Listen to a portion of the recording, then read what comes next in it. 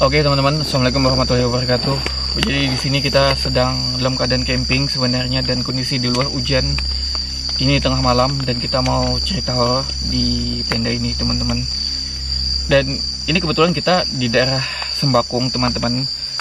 Ngomongin tentang daerah ini merupakan suatu perkampungan terpencil ya. Perkampungan terpencil di pedalaman hutan Kalimantan, dan ini menuju kampung ini atau desa ini teman-teman jauh banget masuk hutan. Gue sampai nggak mikir di tahun 2022 aja sesusah ini masuk kampung ini, apalagi zaman dulu gitu loh. Dan tentang kampung ini teman-teman, gue banyak banget dapat cerita-cerita yang horor banget dan aneh banget, tapi bener-bener terjadi di sini.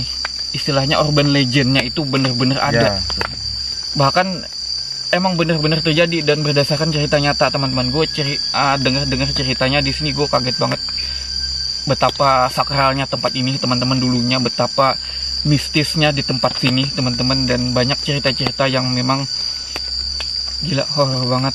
Dan ya mungkin kita langsung dengar ceritanya aja dari orang sini langsung teman-teman, yaitu tidak asal teman-teman. Nah di sini tadi di rumah pas siang hari kan kebetulan kita nginap di tempat tidak asal ini teman-teman. Ada orang tuanya, ada ya orang-orang yang lebih tua lah. Dan gue sempat dengar cerita-cerita yang sekilasan, tapi menurut gue menarik dan horor banget men, parah. Yaitu tentang apa namanya yang orang dimakan, apa itu tadi ya? Makhluk gaib lah gitu. Ya, di mangsa itu loh. Tadi pas di dapur kan, pas makan-makan ada ibu cerita kan. Nah, itu menurut gue menarik banget. Bisa diceritain nggak lebih jelasnya?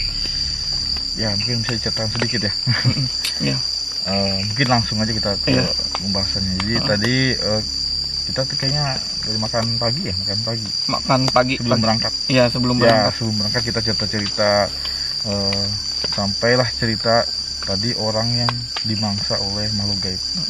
Jadi emang ini sudah benar-benar terjadi lah. Terjadi, benar-benar terjadi. Urban legend lah. Dan ceritanya itu turun-temurun dari orang tua ke orang tua teman-teman. Dan ini terjadi di tahun berapa sih sebenarnya? Mungkin kisar antara 80-an ataupun di bawahnya. Oh iya. Jadi gimana tuh ceritanya? Jadi ceritanya ketika orang biasanya berusaha untuk mengambil madu di hutan. Jadi biasanya orang-orang kalau ngambil madu kan pasti malam nih. Iya, malam hari. Datang ke hutan malam hari, dan juga dilihat juga bulannya. Biasanya kadang dalam kondisi bulan yang gelap. Bulan gelap, iya benar-benar. Jadi ketika itu kakek saya dan juga dengan temannya pergi ke hutan untuk mengambil madu. Dan mengambil madu pasti bekerja sama, pasti lebih dari satu orang. Iya pasti, karena untuk menuang madu biasanya di bawah. Yang di atas nanti kan di bawah nurunin ya. Jadi suatu ketika teman kakek lagi makan. Iya. Lagi makan. Terus kayak mungkin bercanda ataupun dia tujuannya entah seperti apa. Dia tuh kayak mengajak sosok gaib yang ada di situ untuk makan. Ini di tengah hutan, kondisi di tengah hutan. Pas waktu makan-makan gitu ya? Waktu makan, dia ngajak gitu ya? Gitu. Oh. Kayak ini makan sama kami gitu, ataupun makan ini gitu. Iya. Mungkin dia bercanda atau gimana. Ketika itu nggak langsung diganggu. Ketika dia ngajak itu nggak langsung ganggu. Nah, ketika saya makan, mereka pun pergi untuk mengambil madu di atas. Jadi dia menunggu di bawah dan kakek di atas gitu. Iya, pada waktu malam hari ini ya. Di malam hari ini mungkin kita udah tahu waktunya tepatnya kapan dilakukan atau jam berapa. Nah, ketika proses pengambilan madu tadi ini, kakek di atas dan melihat temannya ini di bawah ini sudah kayak ditarik sosok gaib. Wah, bukan binatang, ini kayak sosok siluman atau apa. Iya. Jadi kayak badannya tuh kayak apa, dicabik-cabik. Kayak digigit-gigit gitu dagingnya ya. Nanti cabik hilang gitu. Pokoknya enggak terlihat yang cabik itu, enggak, bukan binatang. Kalau binatang langsung cabik pasti langsung narik. Langsung dimangsa. Putus lah istilahnya kan. Gitu. Pasti putus atau orangnya langsung diseret langsung gitu kan. Iya, betul, seret langsung. Ini daging-dagingnya itu pada hilang gitu ya. Hilang dengan cepat. Wow. Ditarik gitu. Nah, jadi kakek itu udah sempat sampai ke bawah. Temannya tadi sudah langsung meninggal. Wow. Ya. Begitu di bawah sudah meninggal karena sudah beberapa mungkin tubuhnya sudah ini sobek ya, daging-dagingnya itu udah mungkin kekurangan darah gitu kan. Sehingga meninggal di situ.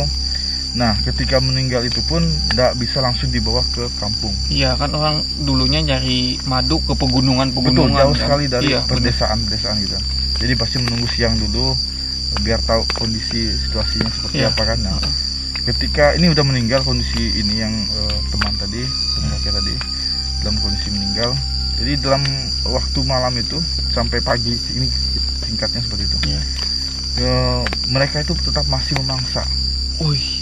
Jadi dalam kondisi kakek ini menunggu mayat ini sambil berebutan. Mereka tuh ingin menarik mayat itu, mengambil. Mau dibawa gitu mau ya? Dibawa. Wow. Kakek itu nahan kan? Nahan. Tapi dia emang makhluk gaib ini dia hanya menyerang orang yang dirasanya ingin diganggunya. Nah, kayak mungkin tidak mengganggu di saat itu dan mengajak dia makan kan, mungkin orang ini aja. Jadi kakek tidak diganggu. Tapi mayat ini mau direbut gitu. Mau direbut, jadi saling tarik menarik gitu. Wow. Kalau binatang kan tidak mungkin dia memilih-milih nih. Pasti tidak milih. Kalau bangsa itu orang hidup pasti diserang semua kan. Ini tidak. Kakek tidak diserang, yang cuma diserang cuma mayat tadi itu ya. Memang orang dulu biasanya ya kuat sama syarat-syarat lah. Kayak makan itu teman-teman mesti kayak ngajak atau mesti manggil ini biar nggak diganggu atau gimana gitu loh. Mungkin karena itu kali ya, terus diganggu sampai mau dimakan gitu ya. Sebabnya cuma dia makan mengajak sosok gaib yang ada di hutan. Seperti itu. Jadi ya singkatnya ya, mayat itu bisa terselamatkan, tapi ya terjadi perebutan tadi kakek dengan makhluk gaib itu. Dan kondisi badan pun udah nggak utuh. Sudah nggak utuh. Daging-daging itu udah pada hilang gitu ya. Hilang. Tinggal kerangka tangan aja teman-teman. Wow, ngeri banget. Memang teman-teman, kalau aku dengar sekilasan dari dulunya di kampung ini emang sakral banget teman-teman. Ada juga yang orang bangkit banyak gitu ya. Bangkit yang sampai yang katanya orang berkuda sampai kejar segala macam kan, sampai makan ternak-ternak gitu ya. Itu bangkit tadi ini makan ternak-ternak segala macam. Dan dulunya katanya teman-teman di sini kalau bangkit itu nggak neror orang gitu, nggak maksudnya neror, cuman dia lebih kayak cari makan gitu ya. Betul, cari makan katanya ternak-ternak orang itu pada dimakan, unggas-unggas gitu, sampai kuda-kuda orang itu pada dikejar ya dulunya ya. Ngeri banget. Dan juga ini aku sempat dengar cerita juga kemarin waktu di rumah, katanya yang dulu kan di tempat ini itu saking sakralnya nih, saking keramatnya, karena mungkin emang pedalaman hutan ya. Itu katanya kalau sore itu orang pada nggak berani keluar. Itu ketika tahun 90-an. Jadi kalau tahun 90-an itu, kalau waktu maghrib menjelang maghrib sudah ada aktivitas. Kenapa tuh?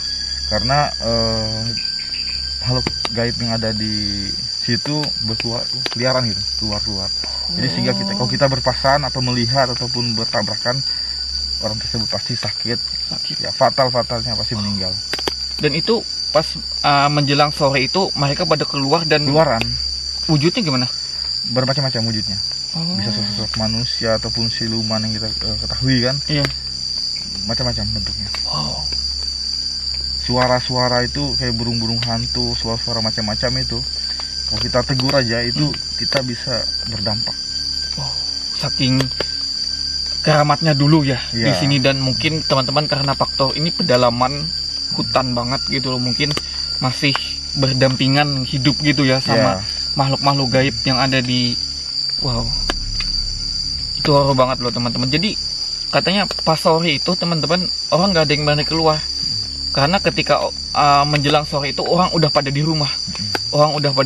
Dan yang berkeliaran di jalan itu entah bentuknya manusia, entah bentuknya yang lain, itu udah bukan orang lagi teman-teman. Makhluk gaib itu berkeliaran, beraktivitas kayak manusia. Kayak gitu. Dan katanya menjelang malam gitu ya, menjelang abis isya gitu, orang baru pada berani keluar ya. Sedang tuh mungkin cuma sampai jam 10-an atau 9 itu udah paling ini. Tengah malam ada aktivitas lagi. Aktivitas gaib banyak lagi. Gila banget. Gue yang kaget loh teman-teman pas di rumah tadi ya, diceritain sama orang tua di rumah ini, katanya kayak di jalan itu aja teman-teman kayak bawa makanan atau apapun itu sering nampakin wujud tuh di pohon. Iya. Itu tadi ibu sempat dengar cerita kan ada setannya itu di pohon sering nampakin wujud gitu. Iya betul. Iya kan? Ada tempat-tempat memang tertentu sering ada penampakan. Iya. Wow. Jadi masih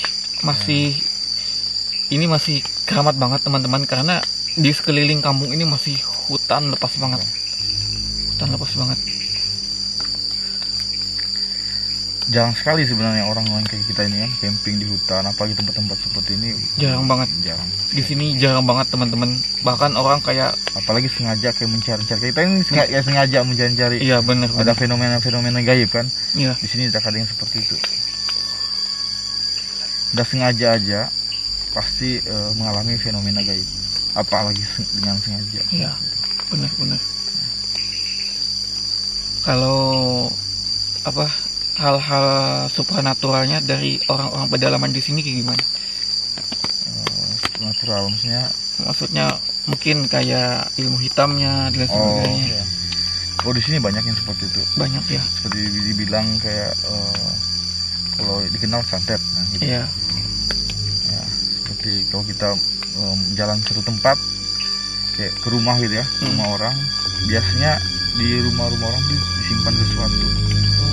Jadi ketika ada niat jahat di rumah itu nanti pasti berdampak ke kita. Entah kita sakit atau apa gitu. Dan juga biasanya kadang kalau kita jalan-jalan ke tempat-tempat baru begitu ya, kan di tempat-tempat baru tuh pasti ada sosok-sosok yang menjaga. Nah kadang mereka lebih lebih responsif dengan orang yang baru. Ketika kita lewat atau datang, bisa aja kita diganggu dengan sosok yang ada di situ. Istilah kayak perkenalan ataupun keteguran dari mereka seperti itu. Tapi kalau kita datangnya tuh mungkin bisa, karena ada yang datang nih bisa paham nih, datang ke tempat baru pasti mengucapkan salam atau permisi atau gimana, ya pasti aman aja. Kebanyakan orang datang yang nggak ngerti itu biasanya sering diganggu. Aku sempat dengar cerita juga kemarin di daerah sini itu kayaknya teman-teman ilmu-ilmu orang itu masih luar biasa lah. Cuman aku nggak tahu ini kejadiannya tahun berapa. Cuman pernah dengar cerita di sini itu bahkan orang ada yang sampai ilmunya itu sampai kalau orang nggak suka ditempuk langsung meninggal. Oh iya betul. Sini ada gitu ya. Jadi teman-teman misalnya ada cekcok nih misalnya kamu 3 hari kayak gitu, terus 3 hari itu benar-benar meninggal teman-teman. Dan bahkan katanya kan di sini orang kayak main bola aja nih. Mungkin dulu kali ya. Dulu main bola itu kalau misalnya ada ini main mistis gitu loh. Ya pasti mistis. Mistis ada yang jadinya lumpuh ya. Ya betul.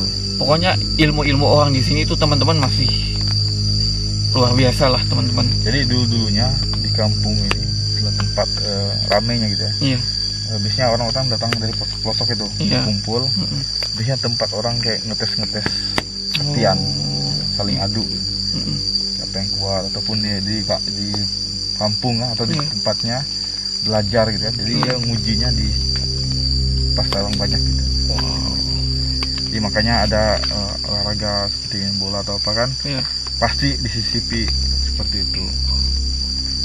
Jadi bukan hal yang baru lah. Kalau di sini udah pasti mengerti, paham. Benar.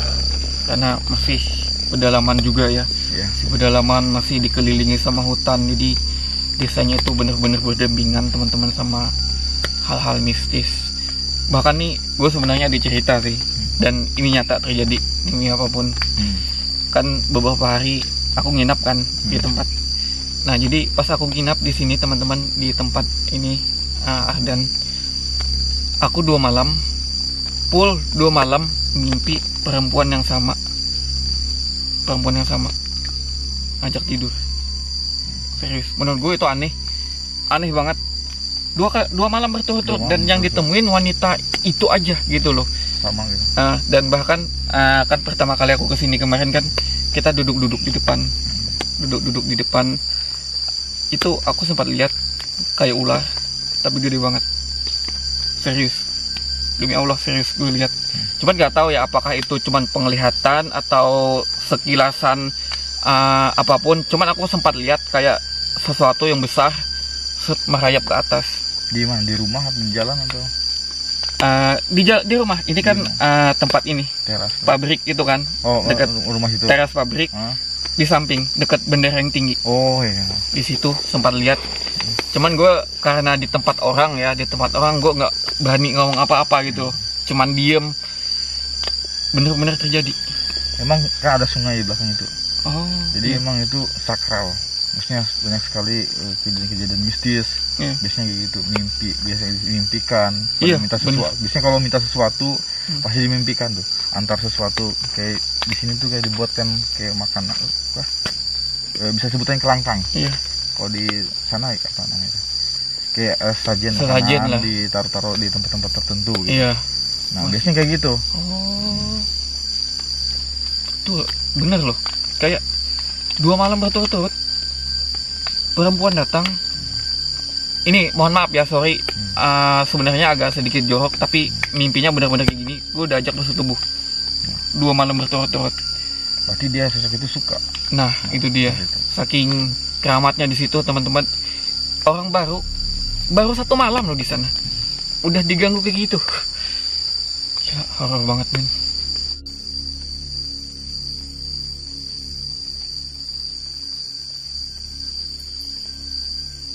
Nah jadi ada lagi nih cerita yang menurut aku cukup menarik, yaitu tentang tadi siang kita diceritain sama paman itu loh. Nah itu ceritanya gimana tuh, kan banyak hal mistis yang terjadi sama beliau itu loh. Si paman nih ya? Iya. Ya mungkin ceritanya nih paman ini tinggal di sebuah tempat yang kami bilang itu di seberang, daerah seberang. Jadi paman ini bertahun-tahun tinggal di seberang itu sendiri. Itu tempat apa tuh di seberang itu? Oke, pondok-pondok gitu. Pondok. Oh. Ya. Kan dulu orang tinggal di seberang nih.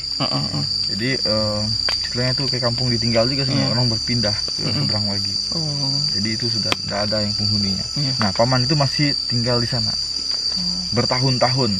Sendirian. Wow. Itu kan hutan di seberang. Hutan. Wow. Jadi apalagi sendiri itu kan kejadian mistisnya di sana tuh banyak sekali cerita-cerita mistisnya dari paman itu. Iya. Yang dialami sendiri. Ini dialami sendiri secara nyata. Gitu. Itu yang dekat kuburan kemarin. Dekat kuburan. Oh. Tapi arah ke hilirnya lagi. Ke hilirnya lagi. Yang mungkin agak jauh. Terus gimana tuh cerita-cerita? Nah ada beberapa ceritanya, kita bahas yang mana nih? Yang cerita. Kan ada banyak dari cerita itu. Mungkin yang ini dulu kali, yang ketemu yang kecil itu loh. Oh, itu apa tuh? Di sini dibilang tuh indau. Iya, dia tuh kayak manusia kecil kayak tuyul gitu, tapi badannya agak berbulu, terus kakinya kadang kayak terbalik. Oh.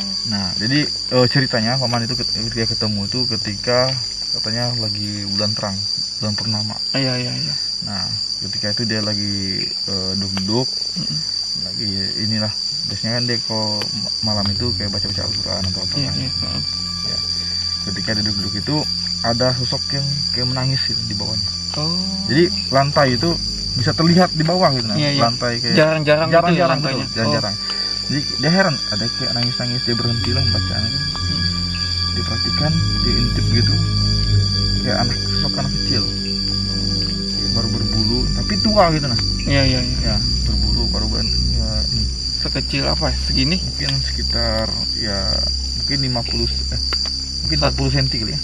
50 sentian. Oh. Ya 50 atau 40 cm ya.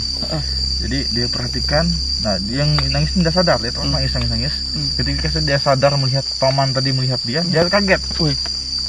Jadi sama-sama tatap-tatapan. Iya, tatapan gitu. Kaget kan. Terus dia lari. Jadi kayak paman itu dia larinya itu dalam posisi awal berdiri. Jadi kalau dia lari itu kayak posisinya tuh kayak jongkok pintar ya larinya. Oh, jadi pakai tangan, pakai kaki gitu lari. Cepat sekali kan. Wow. Laju. Dan itu kayak orang ya, kayak manusia kayak ya. Orang manusia. Kayak manusia, teman-teman. Cuman berbulu badannya. Andau. Itu ada juga dengar cerita katanya di sini orang pernah ada yang pelihara gitu yang jadi ya, betul. Itu andau juga. Ya, andau. Oh. Itu kalau bisa nangkapnya itu. Itu dia bisa ini dipiara ataupun disuruh-suruh gitu. Semacam jadi budak gitu ya. Oh. Gila banget teman-teman mistisnya. Jadi ibarat kata ya teman-teman, jadi di sini dulu kayak makhluk gaib itu kayak andau itu kalau kita bisa nangkep atau menjinakkan itu kayak jadi peliharaan. Jadi budak, misalnya jadi budak bisa disuruh-suruh gitu loh, kayak misalnya ngambil apa gitu kan, air misalnya. Kayak manusia teman-teman, kayak manusia, mungkin cuman itu tadi sosoknya berbulu gitu ya, kecil. Jadi pernah dicerita oleh kakek yang pernah memelihara itu. Jadi sekarang bahasa kita sampaikan itu kayak terbalik. Terbalik gimana? Ya, misal kita suruh ambil air kan, ambil air di pinggir, pinggir. Jadi dia ngambil tuh air di tengah. Ketika kita nyuruh dia ambil air di tengah, dia ambil air di pinggir. Mesti berlawanan gitu ya? Berlawanan itu. Maksudnya kayak terbalik. Iya, terbalik. Dan juga cerita dari kakek, umur dari indau ini sejak lama. Jadi umurnya pendek-pendek gitu ya? Memang ada orang dulu punya keahlian khusus lah, bisa menangkap makhluk gaib itu. Di sini ya? Di sini. Wow, ilmu orang luar biasa, men. Gila. Terus ada lagi katanya cerita yang perempuan itu. Oh ya. Kuntilanak. Jadi paman cerita lagi ke kita. Banyak sekali sebenarnya cerita-cerita. Dia cerita salah satunya pernah bertemu dengan sosok perempuan. Kayak dia percaya itu, dia bilang kuntilanak. Iya. Jadi ketika lagi mau sholat ya, sholat maghrib gitu ya. Sholat maghrib. Ya kayak senja gitu, ada seribas yang terbang putih. Kayak awal bunyinya itu kayak tertawa gitu. Kayak khasnya lah kuntilanak, kayak ketawa. Terus sehingga di depan rumah lah, teras gitu. Jadi ketika itu dia ingin sholat. Ketika dia lihat, itu bentuknya kayak perempuan cantik katanya. Berbaju putih tapi tidak terlihat kakinya. Duduk gitu ya? Iya, kayak duduk gitu, diam, ya putih, rambutnya kayak lurus, cantik katanya. Jadi cantik. Iya, cantik. Keterangannya seperti itu. Nah, dalam hatinya dia ini nggak menghirau dulu. Dia mau lakukan sholat dulu. Ketika selesai sholat mungkin baru dia mungkin mau komunikasi kalau mau nangkap atau gimana kan. Nah, karena dia juga ini saling tatapan gitu. Dia melihat paman kan, paman pun melihat tapi kayak cuek gitulah, enggak menghiraukan gitu. Nah, ketika itu pergi sholat lah. Selesai sholat, makhluk yang tadi itu hilang. Dan aku sedikit dengar ceritanya tadi siang, katanya paman itu kayak semacam tertarik ya, macam mau nangkep gitu ya sebenarnya. Dan niat itu nangkap. Karena teman-teman katanya kuntilanak ini cantik, sedangkan beliau tinggal sendiri kan di hutan itu sendiri. Jadi kayak semacam orang normal itu ada ketertarikan gitu loh. Beliau pengen nangkep, cuman dia kayak lihat juga gitu ya. Dia lihat juga gitu loh. Jadi paman ini kayak semacam mungkin didekati takut hilang gitu kan. Dia sholat dulu kan. Iya, lalu dia sholat dulu gitu loh. Dan ternyata ketika udah sholat udah hilang ya. Wow. Itu kalau mungkin bisa ditangkap bisa jadi istri kali ya. Mungkin kayak di film-film kan gitu. Nah, itu dia teman-teman. Dipaku kepalanya kan kayak di film Susana ya zaman dulu ya. Dipaku jadi manusia, tapi kita nggak tahu kan yang di sini kayak seperti apa. Nggak tahu. Cuman ini cerita nyatanya dan kejadian nyatanya teman-teman itu beliau ketemu perempuan yang cantik tapi sosoknya kayak kuntilanak gitu loh. Perawakannya kayak kuntilanak, pakai baju putih gitu loh. Rambut panjang. Cuman ketika itu tadi beliau pengen ketertarikan, beliau pengen mendekati, takut hilang gitu kan. Banget. Terus ada lagi nih cerita, ini nggak tahu, aku nggak terlalu nangkep banget ceritanya itu apakah kuyang, apakah banaspati atau apa. Yang itu loh, yang pecah terus kena air, kayak semacam air gitu. Ini dia cerita lagi ketika malam purnama ini, terang kan, terang bulan gitu, terang bulan dia lagi diam di dia tuh kayak buat rumah. Jadi di atasnya tuh kayak ada apa? Ada suara teman-teman. Ada suara di luar teman-teman. Jadi kayak buat rumah itu kayak rumah kecil di atasnya. Jadi dia malam diam di situ. Ya, diam.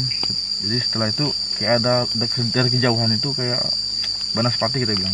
Iya. Kayak api dari api. Ya, mendekat ke dia, pas mendekati di atas atap rumahnya.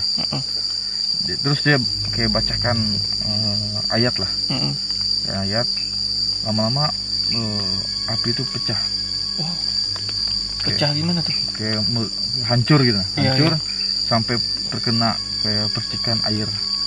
Oh jadi kayak semacam pecah terus kayak air jatuh gitu? Air jatuh.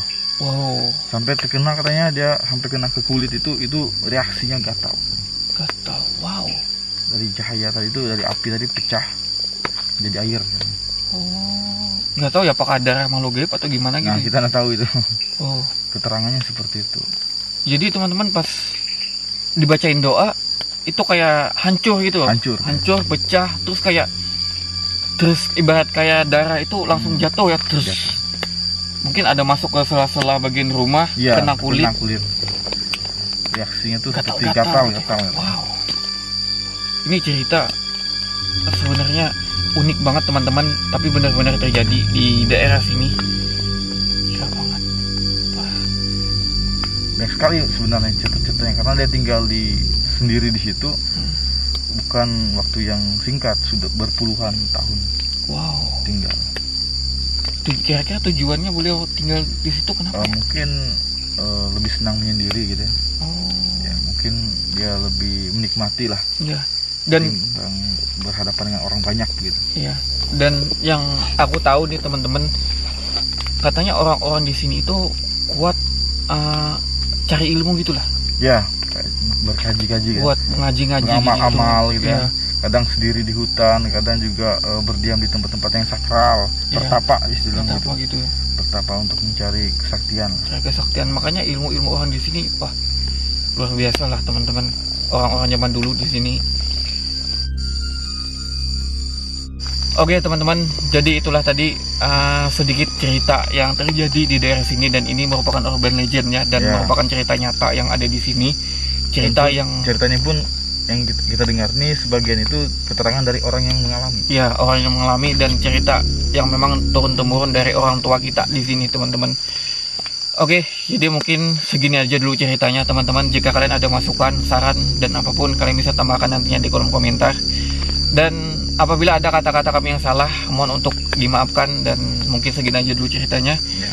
Selebihnya kita ucapkan assalamualaikum warahmatullahi wabarakatuh.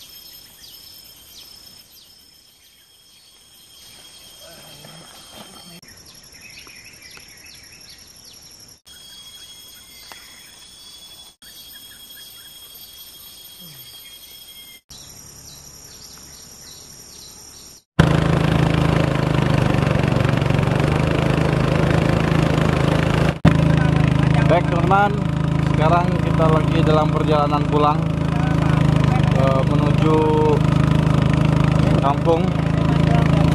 Tadi kita dari tempat camping, jadi kita menunggu lumayan lama, sekitar jam 9 kita dijemput.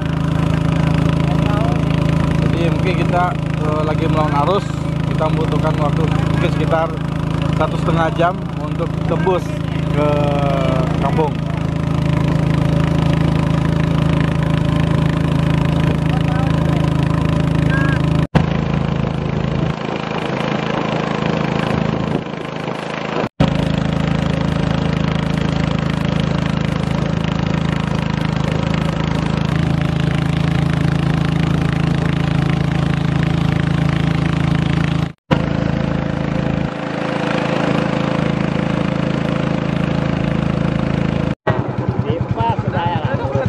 Ya, kuning ya. Ke air sudah deh, ke air deh.